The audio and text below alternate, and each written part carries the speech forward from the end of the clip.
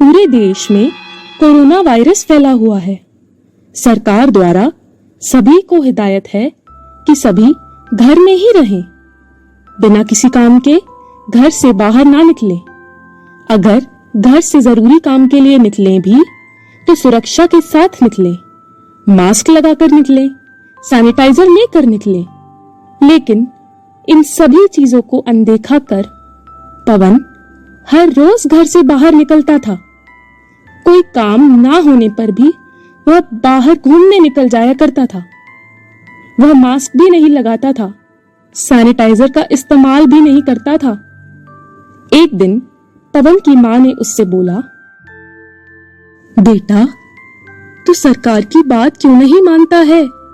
देख सभी लोगों को, वह घर से बाहर नहीं जाते हैं, घर में ही रहते हैं, और तू इधर उधर मटर गश्ती करते फिरता है। अरे माँ, यह क्या होता है कोरोना वायरस? यह सब कुछ नहीं होता, बस सभी लोगों को मूर्ख बनाया जा रहा है। आप देखना, मुझे कभी कुछ नहीं होगा। हे भगवान, अब इसे कैसे समझाऊं? यह तो कुछ समझता ही नहीं। भगवान, इसे थोड़ी अक्ल दे। पवन माँ की बात नहीं मानता है और वापस घर से बाहर निकल जाता है। पुलिस पवन को देख लेती है। ओए लड़के, कहाँ जा रहा है? दिमाग नहीं है क्या? बिना मास्क लगाए घूम रहा है। अरे, मैं तो घर का सामान लेने के लिए निकला था, बस, और कुछ नहीं। चल चल, जल्दी निकल यहाँ से, और अगली बार मास्क लगाकर घर से बाहर निकलना, वरना इतने डंडे मारूंगा कि ठीक हो जाएगा। जी जी, मैं ध्यान रखूंगा, आप गुस्सा मत हो। पवन दौड़ता हुआ पुलिस के पास से भाग जाता है और जोर जोर से हंसने लगता है। मुझे डंडे मारेगा? पागल हो गए हैं ये सभी के सभी। किस बात का मास्क लगाओ, कोई जरूरत नहीं। देखता हूं क्या कर लेता है यह कोरोना मुझे। पवन किसी की बात नहीं मानता और सिर्फ अपने मन का ही करता था। अचानक एक दिन उसे बहुत तेज बुखार आ गया। पवन बेटा, तुझे बहुत तेज बुखार हो गया है, रुक, मैं अभी तुझे दवाई देती हूँ। अरे माँ, कल ठंडी ठंडी चीजें खा ली थी ना, इसी वजह से बुखार हो गया है। अब दवा दे दो, मैं तुरंत ठीक हो जाऊंगा। पवन की माँ पवन को बुखार की दवा दे देती है। अगली सुबह पवन का बुखार कम नहीं हुआ, बल्कि और भी ज्यादा बढ़ गया। पवन जोर जोर से खांसने लगा। उसके पूरे बदन में दर्द शुरू हो गया। माँ, सर में बहुत तेज दर्द हो रहा है। क्या हो गया पवन तुझे? रुक, अभी सर दबा देती हूँ। पवन की माँ पवन को कई दवाइयां देती है, उसके सर को भी दबाती है, लेकिन पवन को आराम नहीं मिलता। कुछ घंटे बाद, माँ, माँ, कहाँ हो? पवन की माँ पवन के पास आई। हाँ बेटा, बोल, क्या हुआ? माँ, मुझे सांस लेने में बहुत दिक्कत हो रही है, मैं सांस नहीं ले पा रहा हूँ। माँ, कुछ करो। बेटा, उठकर बैठो, कहीं तुम्हें उससे आराम मिले। नहीं माँ, मुझे अभी भी बहुत तकलीफ हो रही है। हे भगवान, अब मैं क्या करूं? कैसे तुझे अस्पताल लेकर जाऊं? पूरा बाजार तो बंद है, कोई सवारी नहीं मिलेगी। पवन की माँ पवन को घर से बाहर लाई और एक ओर बिठा दिया। बेटा, चिंता मत कर, मैं तुझे तुरंत अस्पताल लेकर चलती हूँ। पवन के घर के बगल में ही सुरेश नाम का एक व्यक्ति रहता था। पवन की माँ सुरेश के पास आई। सुरेश बेटा, जल्दी चल, पवन को अस्पताल लेकर चलना है, उसकी तबीयत बहुत खराब हो गई है। सुरेश बाहर नहीं आता है, वह अंदर से ही बोलता है, नहीं अम्मा जी, मैं नहीं जाने वाला आपके बेटे को लेकर कहीं भी। वह इधर उधर घूमता रहता है, उसे कोरोना हो गया होगा, उसके चक्कर में मुझे भी हो जाएगा, मैं नहीं जाने वाला। पवन की मां रोने लगती है और सोचती है, अब क्या करें, कैसे पवन को अस्पताल ले जाएं? पवन की मां कुछ गाड़ियां रोकने की कोशिश करती है, लेकिन कोई भी गाड़ी नहीं रुकती है।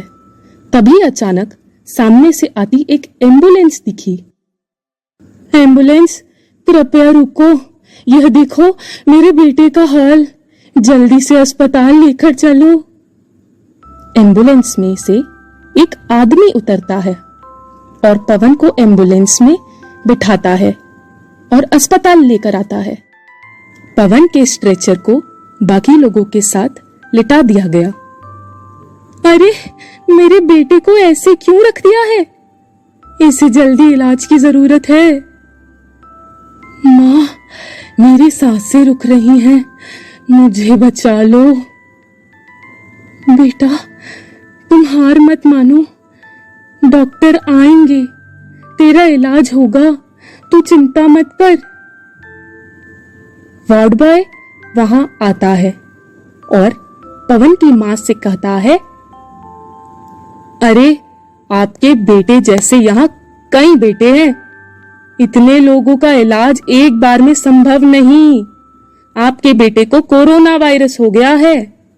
ऐसे कितने लोग अस्पताल में हैं जो कोरोना से संक्रमित हैं। लगता नहीं आपका बेटा बच पाएगा। कैसी बातें करते हो? डॉक्टर को बुलाओ, अभी के अभी। नहीं, वह नहीं हो सकता। डॉक्टर बाकी मरीजों का इलाज करने में व्यस्त है। पवन की मां वहीं बैठकर जोर जोर से रोना शुरू कर देती है। अरे, आप रोने की जगह ऑक्सीजन सिलेंडर को खोजिए, कहीं उससे आपका बेटा बच जाए। वह कहाँ मिलेगा? मां पूछती है। इस अस्पताल में तो कुछ नहीं मिलने वाला, मरीजों से भरा पड़ा है पूरा अस्पताल, 1 इंच की भी जगह नहीं है, सारा सामान खत्म है। कहीं और जाकर ढूंढिए। पवन की मां को ऑक्सीजन सिलेंडर कहीं नहीं मिल पाता और ना ही अस्पताल में एक बेड मिल पाया। पवन की मां पवन के पास बैठकर रोने लगी। तभी सीनियर डॉक्टर अपनी गाड़ी से वहां पहुंचे। उन्हें देख पवन की मां उनके पैरों पर गिर गई और फूट फूट कर रोने लगी। साहिब, मेरे बेटे की जान बचा लीजिए, वह बहुत कष्ट में है। उठ जाइए, रोना बंद कीजिए, मैं आ गया हूं, जरूर कुछ ना कुछ करूंगा। कौन है इसका बेटा? जल्दी उसे इमरजेंसी वार्ड में लेकर आओ। डॉक्टर पवन को इमरजेंसी वार्ड में ले जाकर इलाज करते हैं। दूर दूर से ऑक्सीजन सिलेंडर इलाज के लिए मंगवाया जाता है। डॉक्टर की वजह से पवन का इलाज मुमकिन हो पाया। उसे हॉस्पिटल से डिस्चार्ज कर दिया गया। वह घर आया और अपनी मां से बोला, मां, मुझे माफ कर दो, मैं बहुत ही मूर्ख इंसान था जो किसी की बात नहीं मानता था और घर से बाहर बिना मास्क लगाए और बिना काम के ही घूमता रहता था। आज आपकी वजह से मेरी जान बच पाई, नहीं तो मैं आज इस दुनिया में नहीं रहता। बेटा, अगर सरकार कुछ कहती है, कोई नियम बनाती है, वह हमारी भलाई के लिए ही होता है। हमें हमेशा उसे मानना चाहिए। तेरी किस्मत अच्छी थी, सही समय पर डॉक्टर ने आकर तेरी जान बचा ली। ऐसे कितने लोग हैं जिन्हें सही इलाज नहीं मिल पा रहा और उनकी मृत्यु हो जा रही है। हाँ माँ, मैं सब समझ गया। अब मैं आगे सभी को यही हिदायत दूंगा कि वह घर से ना निकलें। महामारी बहुत बढ़ चुकी है, कई लोग अपने करीबियों को खो रहे हैं। इसलिए हमें बेपरवाह होकर सड़क पर बिना मास्क लगाए नहीं घूमना चाहिए।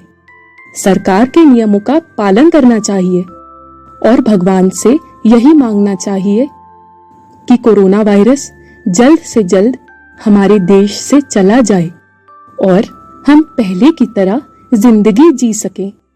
आप सभी घर में ही रहें और सुरक्षित रहें।